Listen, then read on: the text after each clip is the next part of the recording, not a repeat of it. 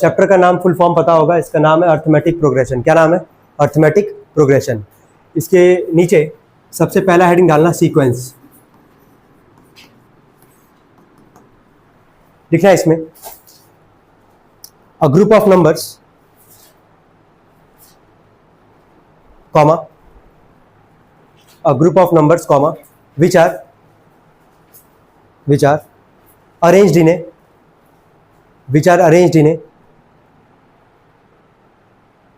definite order, which are arranged in a definite order following a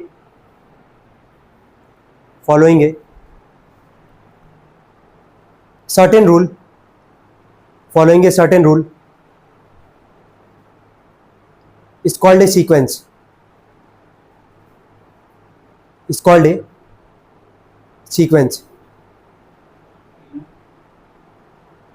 In a definite order following a certain rule is called a sequence. हो गया?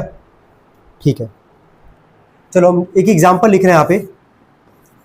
जैसे हम लिख रहे हैं 2, ठीक है, कॉमा 4, कॉमा 6, कॉमा 8, और अगला नंबर हम तुमसे पूछना चाह रहे हैं कि क्या हो सकता है यहाँ पे। चलो बताओ, 2 के बाद आया 4, 4 के बाद आया 6, 6 के बाद आए 8 के बाद अगला क्या आएगा? 10 आएगा। 10 के बाद अगला क्या आएगा? 12 आएगा। तो कैसे बता पा रहे हो कि 10 आएगा और 12 आएगा? क्योंकि तुमको स्टार्टिंग के 4 नंबर को देखिए, एक पैटर्न तुमको दिख रहा है कि सब में कितने का गैप है? 2-2 का गैप है। तो इसी को हम लोग क्या बोलेंगे? सीक्वेंस। क्या बोलेंगे? सीक्वेंस। चलो एक और एग्जाम्पल लेते हैं।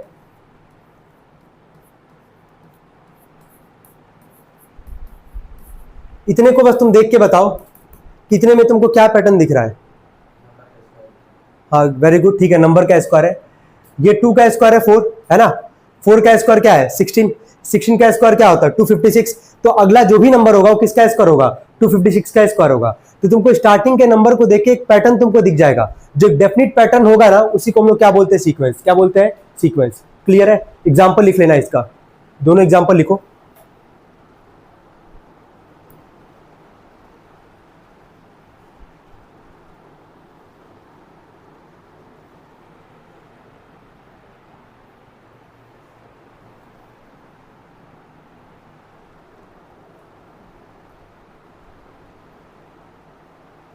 हो गया तक?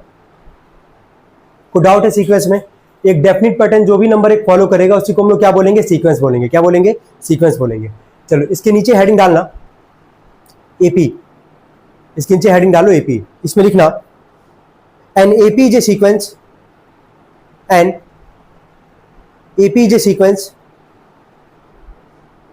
Of numbers, an AP is a sequence of numbers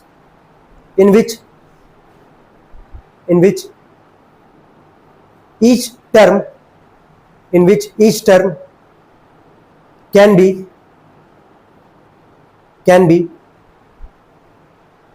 obtained by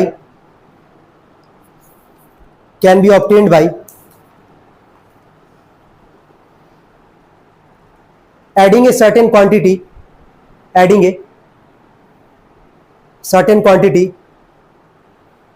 to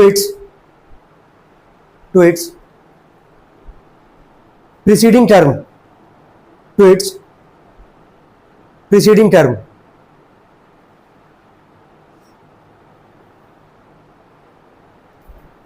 हो गया? और करके दूसरा लिखना है इसके नीचे,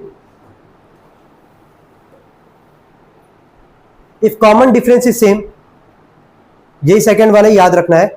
देखो, if common difference is same then the given sequence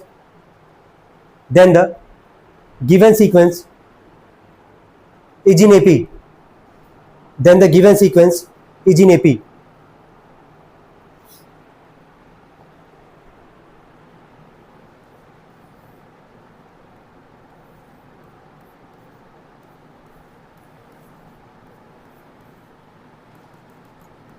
बहुत इंपॉर्टेंट चीज जा रहे बताने के लिए, अब अच्छे से सुनना। जैसे कोई भी एक पैटर्न देके, कोई भी एक सीक्वेंस देके तुमसे बोल देगा कि ये बताओ जो गिवन सीक्वेंस है ये एपी में है कि नहीं है। कैसे पता लगाओगे कि सवाल एपी में है कि नहीं है? स्टार्टिंग में तुमको ये बहुत इंपॉर्टेंट है समझना कि कोई भी पैटर्न दे देगा, बोलेगा बताओ एपी में है कि नहीं, तो कैसे पता लगाओगे। याद रखना कि जो पहला वाला नंबर होता है ना, जो पहला नंबर होगा उसको हम लोग A1 से रिप्रेजेंट करेंगे। किससे रिप्रेजेंट करेंगे? A1 से। और A1 को हम लोग बोलते हैं फर्स्ट टर्म। क्या बोलते हैं इसको हम लोग? First term. ठीक है। जो सेकंड वाला जो नंबर होगा उसको रिप्रेजेंट करेंगे हम लोग A2 से, और उसको हम लोग कौन सा टर्म बोलेंगे? Second term. ठीक है। और जो तीसरा वाला होगा उसको हम लोग A3 से रिप्रेजेंट करेंगे, और उसको हम लोग बोलेंगे थर्ड टर्म। क्या इतना सबको समझ में आ रहा है कि नहीं आ रहा? बस ये बताओ। कोई भी गिवन सीक्वेंस होगा, पहला 3 नंबर को A1 A2 और क्या लिखोगे? A3 लिखोगे। A1 को क्या लिखते हैं? First term. A2 को क्या लिखेंगे? Second term. और A3 को क्या पढ़ते हैं? Third term. क्लियर है? चलो देख के बताओ पहले गिवन सीक्वेंस में फर्स्ट टर्म का वैल्यू क्या दिख रहा है? 2। सेकंड टर्म का वैल्यू क्या दिख रहा है? 4। थर्ड टर्म का वैल्यू क्या दिख रहा है? 6। क्लियर है यहां तक? अभी एपी का और करके सेकंड वाला डेफिनेशन क्या लिखे हो? पढ़ना जरा एक बार सभी लोग। क्या सेम होने का बात किया वहां पे?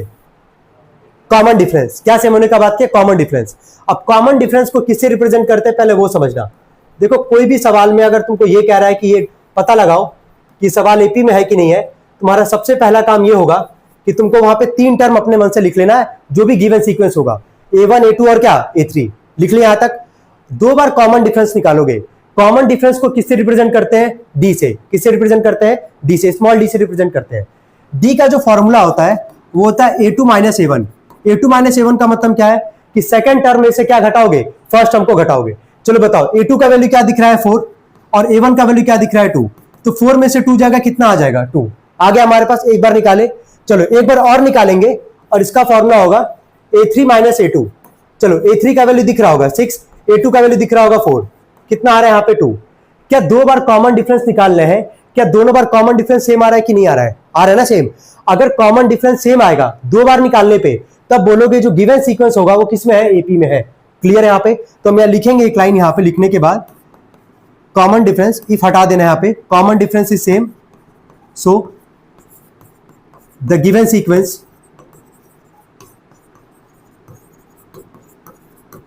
Is in AP. चलो पहले ये बताओ, इसमें कोई डाउट है क्या किसी को कि कोई सीक्वेंस लिख के अगर बोले कि पता लगाओ एपी में है कि नहीं, तो क्या पता लगा पाओगे कि नहीं लगा पाओगे? सबसे पहला काम क्या करोगे? A1 A2 और क्या लिखोगे? A3 लिखना ही लिखना है। ठीक है। कॉमन डिफरेंस कितनी बार निकालोगे? 2 बार। एक बार A2 माइनस A1 करोगे, और एक बार क्या करोगे? A3 minus A2। अगर दोनों बार कॉमन डिफरेंस सेम अगर आ गया तो बोलोगे गिवन सीक्वेंस किस में है? एपी में है। अगर इक्वल नहीं आएगा तो कहोगे एपी में नहीं है। क्लियर हो पा रहा है सबको यहां तक? ठीक है, नोट करेंगे इसको सभी लोग।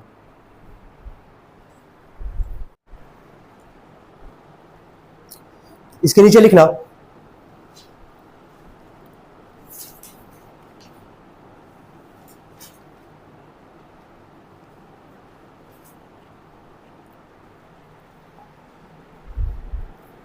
लिखो फाइंड द, क्वेश्चन फॉर्म में लिखो find the 25th term, comma 100th term, 100th term, 100 और टीएच जोड़ लेना उसमें, 100th टर्म, कॉमा पहला वाला क्या लिखे थे? 25th, 100 लिखो 101th टर्म, कॉमा लगा के लिखो 101th टर्म। हो गया?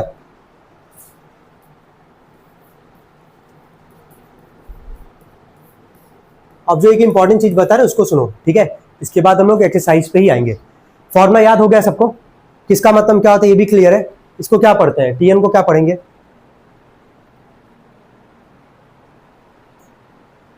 क्या पढ़ेंगे टीएन को? Of an AP. ए को क्या पढ़ते हैं? D N number of terms, ना कि total number of terms, number of terms. अब ध्यान से सुनना। अभी जैसे मान लो ना यही मेन फॉर्मूला हमारा, ठीक है? कैसे इंप्लीमेंट करोगे वो बता रहे हैं। हर सवाल में फॉर्मूला लिखोगे, हर सवाल में जहां जहां जरूरत पड़ेगा हर सवाल में लिखना ही लिखना है, ठीक है? अब एक पैटर्न क्या है कि अगर सवाल ये कहे तुमसे कि बता एपी में है कि नहीं है, तब क्या करना है तुमको? A1 A2 A3 लिखना है। कॉमन डिफरेंस कितनी बार निकालना है? 2 बार। सेम अगर आएगा तो कहोगे एपी में है। लेकिन अब जितने उसके बाद जो भी क्वेश्चन रहेंगे, जब चैप्टर का नाम ही एपी है तो सारा सवाल किस में होगा? एपी में होगा ही होगा। इतना तो समझ रहे होगे सभी लोग। तो एपी में अगर कोई सवाल है, ये फॉर्मूला इंप्लीमेंट होगा ही होगा। जैसे अभी यहाँ पे तुम सब 3 टर्म बोले निकालने के लिए, है ना? एपी कुछ दिए नहीं है, हम डायरेक्टली बोले कि कैसे इंप्लीमेंट करोगे। पहला वाला कौन सा टर्म था बताओ? 25। सेकेंड वाला कौन सा था? 100th, यही था ना। थर्ड वाला कौन सा था? 100th टर्म था, यही था हमारे पास। चलो देखो फॉर्मूले में आते हैं। ये जो 25th, 100th, 100th जो भी बोल रहा है टर्म का बात कर रहा है, तो टर्म को किससे रिप्रेजेंट कर रहे हैं? एन से। एन का मतलब क्या है? नंबर ऑफ क्या टर्म्स है हमारे पास। तो फॉर्मूले में आना, फॉर्मूला देखना कैसे इंप्लीमेंट होगा। सबसे पहला हम लिख रहे हैं टी, एन की जगह क्या रख दोगे? 25, ए प्लस एन की जगह क्या रखोगे? 25 - 1, इसको क्या लिखोगे? 24d। लिखोगे कि नहीं लिखोगे ये बताओ। क्लियर हो पा रहा है? ठीक है, चलो अगले को बताने क्या लिखेंगे। टी 100 बराबर ए प्लस 100 - 1, कितना लिखोगे इसको? 99d लिखोगे। नेक्स्ट जरा बताओ क्या लिखेंगे इसको? T 101 equal to A plus 101 - 1, कितना आ जाएगा? ये 100d आ जाएगा। आएगा कि नहीं आएगा बस ये बताओ। क्या इन तीनों में तुमको एक पैटर्न नोटिस कर पा रहे हो कि जितना टर्म तुमसे बोल रहा है, जितना टर्म तुमसे बोल रहा है उससे एक कम तुमको डी मिलेगा हमेशा। देखो अगर 25वां टर्म बोला था तो डी कितना मिला है? 24। अगर 100वां टर्म बोला है तो डी कितना मिला है? 99। अगर 101वां टर्म तुमसे अगर बात कर रहा है तो डी कितना मिल रहा है? 100 मिल रहा है। अब कहां से आ रहा है? कोई हवाबाजी करके तो निकाल नहीं रहे यार, हम लोग फॉर्मूले में ही निकालना है। एन की जगह एक बार रखोगे 25 तो 25 - 1 कितना आ जाएगा? 24d। एक बार रखोगे 100 - 1 99d।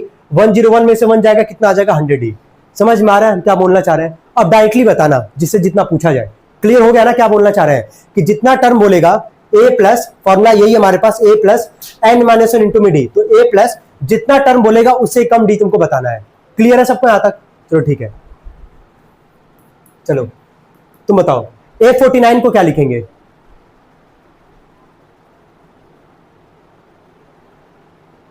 तुम बताओ, इसके हिसाब से बताना है ना। या एन की जगह हम 49 रखे हैं तो ये पूरा लिखोगे ना, ए तो रहेगा ही रहेगा उसमें। तो ए प्लस एन - 1, तो 49 में से 1 जाएगा, क्या आएगा? 48, और साथ में उसके क्या है? डी है। तो इसको क्या लिखोगे ओवरऑल? इसको क्या लिखोगे? ए प्लस क्या लिखोगे? 48d। क्लियर हो पा रहा है ये? चलो ठीक है, बताओ।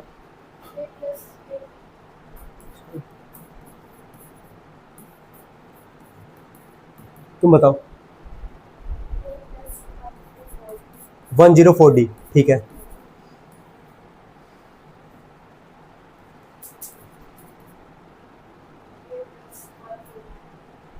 ठीक है, और ये कहां से आ रहा है? डायरेक्टली कहां से लिख रहे हैं? सबको समझ में आ रहा है? वही मेन फॉर्मूला टी एन बराबर ए प्लस क्या है? एन - 1 इंटू में डी। कोई डाउट है यहां तक किसी को? चलिए ठीक है, सब लोग बुक ओपन करेंगे अपना।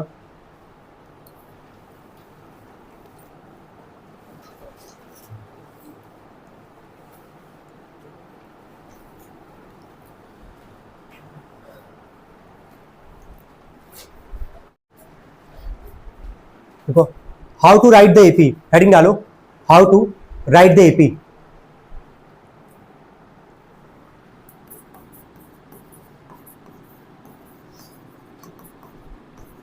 राइट एन एपी कर लेना, how to write an AP. हो गया? हो गया तक? ठीक है, जैसे सवाल ये पूछ दे तुमसे कि कोई सवाल दे दे, बोले कि चलो एपी में लिख के बताओ, है ना, एपी में लिख के बताओ। तो जब नॉर्मल कोई सीक्वेंस हमारे पास है एपी में अगर कोई है, तो सबसे पहला कौन सा टर्म आता है? फर्स्ट टर्म आता है।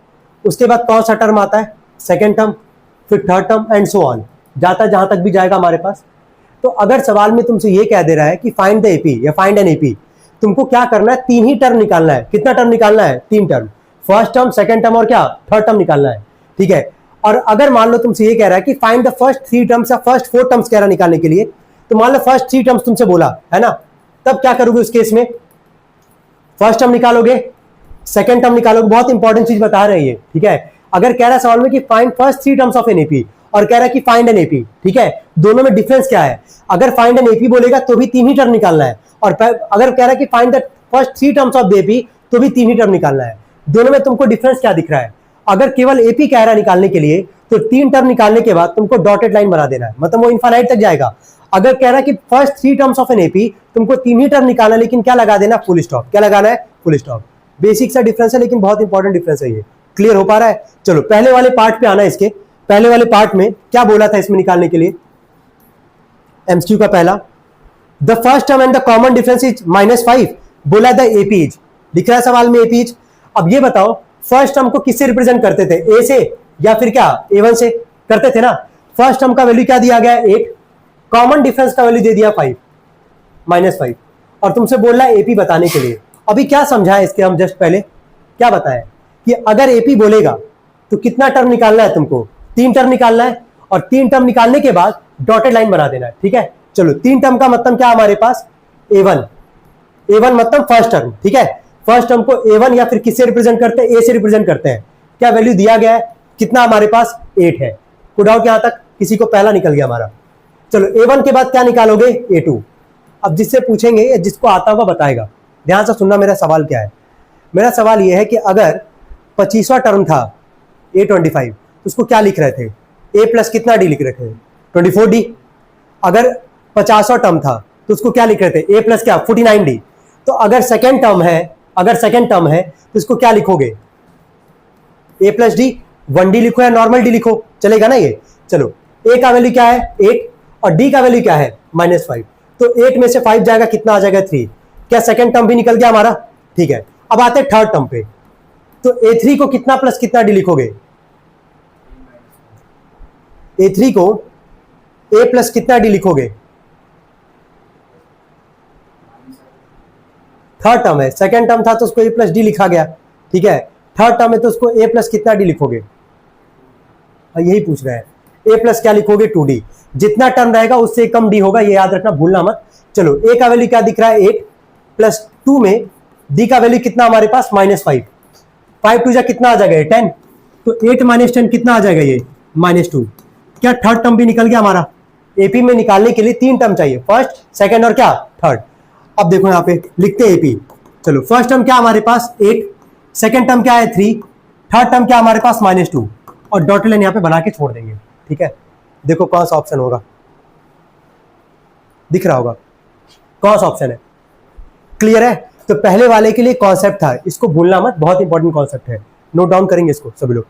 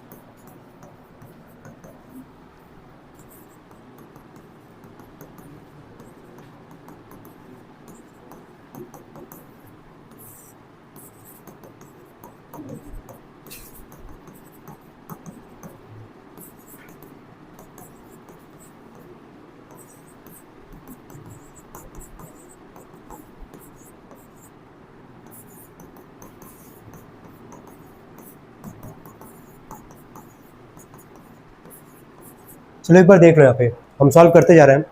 तो बी वाले पार्ट में बोला था कि जो गिवन सीक्वेंस है वो एपी में है कि नहीं है। तो पहला काम A1 A2 A3 लिखे होगे। कॉमन डिफरेंस क्योंकि एपी में बोला है चेक करने के लिए, तो यहाँ कॉमन डिफरेंस कितनी बार निकालोगे, 2 बार।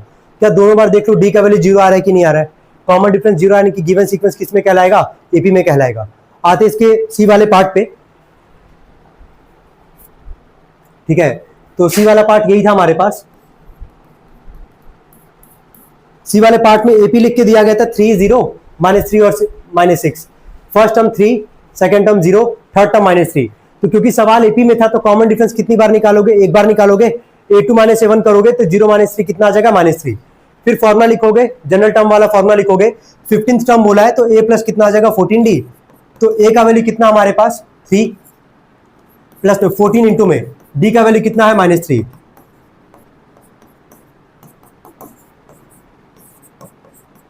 कितने लोग का आ गए थे ये 15 का -39, ठीक है। कोई दिक्कत इसमें, क्लियर है कैसे किया गया ये। चलो ठीक है, अब आते हैं डी वाले पे, है ना। तो डी वाले में बोला है कि द 24th टर्म, ध्यान से समझना है इसको, बहुत इंपॉर्टेंट है ये। 24th टर्म को तुम नॉर्मल क्या लिखोगे, A24 लिखोगे ना। इतना तो समझ में आ ही रहा होगा सबको कि 24th टर्म है तो इसको अभी हम क्या लिख रहे हैं, A24 लिख रहे हैं। एक्सीड्स का मतलब क्या होता है, बढ़ना, तो हम यहाँ पे इक्वल टू का साइन लगा दे रहे हैं, ठीक है। तो exceeds its 19th term, 19th term को क्या लिखोगे, A19 लिखोगे। और कितना बढ़ रहा है, कितना बढ़ रहा है, 10 बढ़ रहा है ना। तो 10 बढ़ रहा है तो यहाँ पे क्या लगा दोगे, +10। ये पहला लाइन समझ में आ रहा है कि नहीं, बस हमको ये बताओ। 24th टर्म है, एक्सीड्स कर रहा है, बढ़ रहा है, इक्वल टू का साइन दिए, किससे बढ़ा है, 19th टर्म से बढ़ा, और कितना बढ़ा है, 10 बढ़ा है, तो +10 का यहाँ पे सिंबल दे दिए। चलो 24th टर्म है, A प्लस कितना डी लिखोगे, समझ में आ रहा होगा, 24 है तो A प्लस 23D। 19 को क्या लिखोगे, A प्लस 18D, प्लस में है 10, क्या A से कट जाएगा, 18D प्लस में के क्या होगा, माइनस 23 में से 18 जाएगा, कितना आ जाएगा, 5D इक्वल टू क्या, 10। तो D का वैल्यू 10/5 कितना आ जाएगा, ये 2। इसमें कोई डाउट हो तो बताओ, कितने लोग आया था ये, D का वैल्यू 2, ठीक है। याद रखोगे ना एक्सीड वर्ड का मतलब क्या, वहां पे भूलना मत इसको अब, है ना।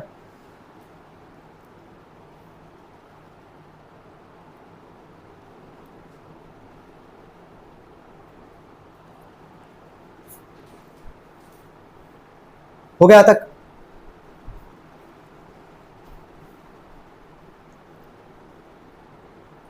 ठीक है। अब आते हैं लास्ट वाले पार्ट पे, ई वाले पार्ट पे।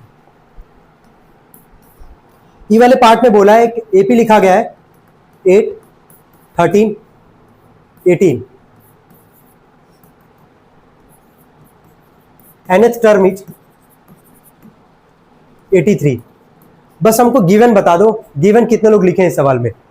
हम सबका मतलब तुमको ऑलरेडी समझा रखे थे पहले, चलो बताना है। यहाँ पे फर्स्ट टर्म का वैल्यू कितना दिख रहा है, यहाँ पे 8 दिख रहा है। यहाँ पे सेकेंड टर्म का वैल्यू क्या दिख रहा है, 13।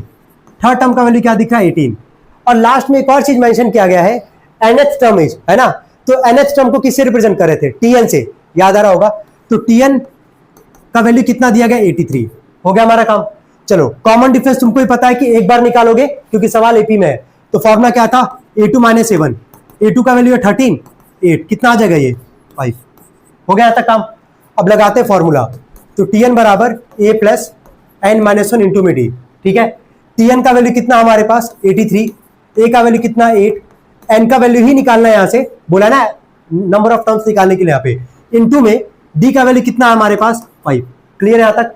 जब भी d का कोई वैल्यू होगा ना, मल्टीप्लाई ही करके लिखना। सपोज करो कहीं d का वैल्यू मान लो -3 आ गया, समझना एक चीज को, d का वैल्यू मान लो -3 आ गया, तुम गलती से मल्टीप्लाई का सिंबल ना देके क्या कर दिए, -3, तुमको लगेगा कि -3 वैल्यू है, उधर लेके जाओगे कर दोगे प्लस में, तो गलती हो सकता है। तो क्योंकि d मल्टीप्लाई के फॉर्म है, तो मल्टीप्लाई करके ही नंबर लिखना, जो भी होगा वहां पे, ठीक है। आगे बढ़ते हैं। +8 इधर आके क्या हो जाएगा, -8, कितना आएगा माइनस करने पे, यही आ रहा है ना, ठीक है।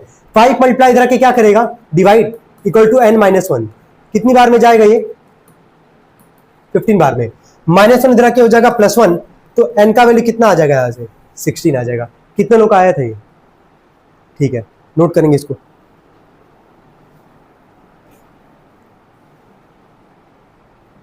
जल्दी देखो, how to write the AP, heading डालो, how to write the AP.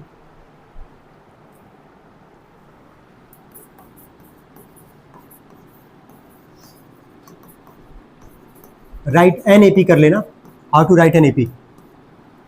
हो गया, हो गया तक, ठीक है। जैसे सवाल ये पूछ दे तुमसे कि कोई सवाल दे दे, बोले कि चलो एपी में लिख के बताओ, है ना, एपी में लिख के बताओ। तो जब नॉर्मल कोई सीक्वेंस हमारे पास है, एपी में अगर कोई है, तो सबसे पहला कौन सा टर्म आता है, फर्स्ट टर्म आता है, उसके बाद कौन सा टर्म आता है, सेकेंड टर्म, फिर third term, and so on, जाता जहां तक भी जाएगा हमारे पास। तो अगर सवाल में तुमसे ये कह दे रहा है कि फाइंड द एपी या फाइंड एन एपी, तुमको क्या करना है, 3 ही टर्म निकालना है। कितना टर्म निकालना है, 3 term, first term, second term और क्या, थर्ड टर्म निकालना है, ठीक है।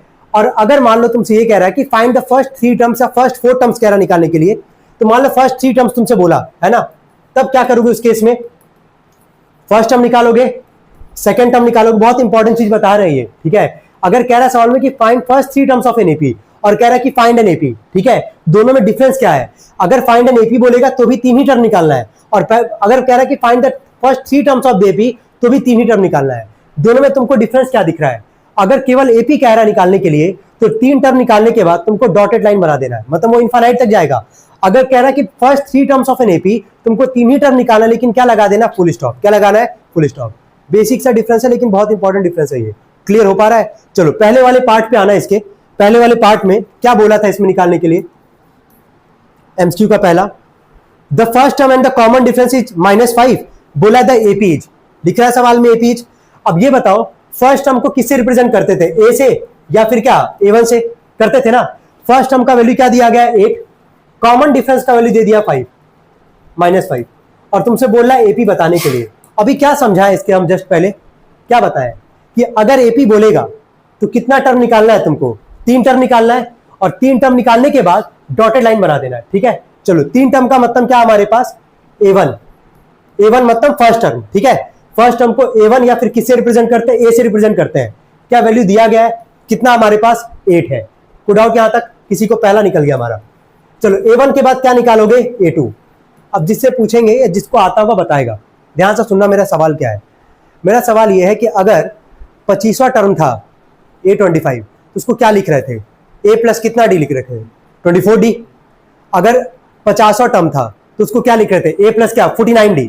तो अगर सेकेंड टर्म है तो इसको क्या लिखोगे? A प्लस D, 1D लिखो या नॉर्मल D लिखो, चलेगा ना ये? चलो A का वैल्यू क्या है? 8, और D का वैल्यू क्या है? -5। तो 8 में से 5 जाएगा, कितना आ जाएगा? 3। क्या सेकेंड टर्म भी निकल गया हमारा? ठीक है, अब आते हैं थर्ड टर्म पे। तो A3 को कितना प्लस कितना D लिखोगे? A3 को A प्लस कितना D लिखोगे? थर्ड टर्म है, सेकेंड टर्म था तो उसको A प्लस D लिखा गया। ठीक है, थर्ड टर्म है तो उसको A प्लस कितना D लिखोगे? यही पूछ रहे हैं। A प्लस क्या लिखोगे? 2D। जितना टर्म रहेगा उससे कम D होगा, ये याद रखना, भूलना मत। चलो A का वैल्यू क्या दिख रहा है? 8 प्लस 2 में D का वैल्यू कितना हमारे पास? -5। 5 2 जा कितना आ जाएगा? 10। तो 8 - 10 कितना आ जाएगा? ये -2। क्या थर्ड टर्म भी निकल गया हमारा? एपी में निकालने के लिए 3 टर्म चाहिए, फर्स्ट, सेकेंड और क्या? थर्ड। अब देखो यहाँ पे लिखते हैं एपी। चलो फर्स्ट टर्म क्या हमारे पास? 8, सेकेंड टर्म क्या है? 3, थर्ड टर्म क्या हमारे पास? -2, और डॉटेड लाइन यहाँ पे बना के छोड़ देंगे। ठीक है, देखो कौन सा ऑप्शन होगा, दिख रहा होगा कौन सा ऑप्शन है? क्लियर है? तो पहले वाले के लिए कॉन्सेप्ट था, इसको भूलना मत, बहुत इंपॉर्टेंट कॉन्सेप्ट है। नोट डाउन करेंगे इसको सभी लोग।